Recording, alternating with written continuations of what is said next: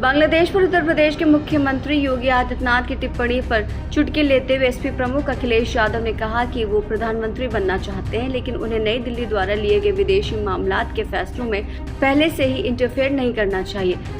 योगी ने कहा था, आप देख रहे हैं बांग्लादेश में क्या हो रहा है, वो गलतियां यहाँ नहीं होनी चाहिए। बटेंगे तो कटेंगे, एक रहेंगे तो नेक रहेंगे, सुरक्षित रहेंगे और समृद्ध होंगे। इस मामले में अखिलेश यादव से जब बांग्लादेश पर मुख्यमंत्री योगी आदित्यनाथ की टिप्पणी के बारे में पूछा गया तो उन्होंने कहा, योगी प्रधानमंत्री बनना चाहते हैं, लेकिन कम से कम उन्हें प्रधानमंत्री की भूमिका नहीं निभानी चाहिए। दुनिया के किस देश के साथ भारत का क्या रिश्ता है, ये तय करना प्रधानमंत्री और सरकार का काम है।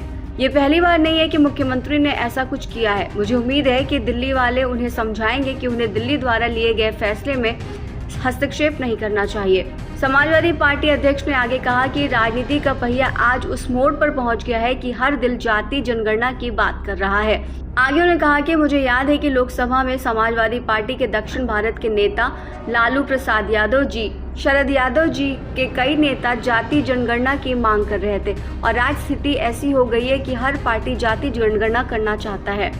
इस बीच विपक्षी दल इंडिया ब्लॉक के नेता ने पुरानी पेंशन योजना और जाति जनगणना के मुद्दों पर भारतीय जनता पार्टी पर भी निशाना साधा और भविष्यवाणी की कि केंद्र सरकार जल्द ही दोनों विषयों पर यू टर्न लेगी। उन्होंने आगे कहा कि मैं ये पहली बार नहीं कह रहा हूँ, 1 साल पहले भी मैंने यही कहा था कि भारतीय जनता पार्टी भी इसे स्वीकार करेगी और जाति जनगणना के लिए आगे आएगी। इससे पहले भी जातीय जनगणना हुई थी, लेकिन उसका डेटा साझा नहीं किया गया था।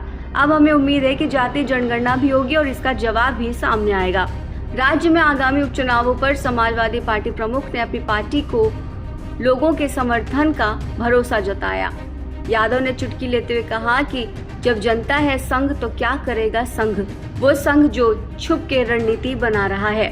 ताज़ा अपडेट्स के लिए बने रहिए सहारा समय डिजिटल प्लेटफॉर्म के साथ। विपक्ष की तरफ से कहा जा रहा है कि अपनी कुर्सी को बचाने के लिए योगी आदित्यनाथ बटेंगे तो कटेंगे वाला बयान दे रहे हैं, लेकिन राजनीति के जानकार इस नारे में और भी बड़ी राजनीति देखते हैं।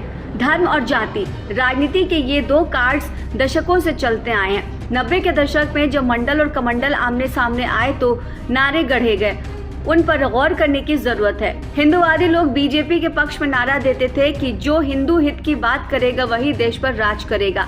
इसके जवाब में पिछड़ों की सियासत से नारा आता था, जिसकी जितनी संख्या भारी उसकी उतनी भागीदारी। वहीं 2022 के विधानसभा चुनाव से पहले नारा आया था 80 बनाम 20 का, जो योगी आदित्यनाथ ने ही दिया था। यहाँ 80 मतलब बहुसंख्यक वोट और 20 मतलब अल्पसंख्यक वोट। जब लोकसभा चुनाव में बीजेपी को पिछड़े दलितों के वोट का नुकसान हुआ, तब योगी आदित्यनाथ का दिया नारा क्या वापस जातियों में बटे वोट को धर्म के गोले में जोड़कर बीजेपी के पास ला सकता है? ये एक अहम सवाल है।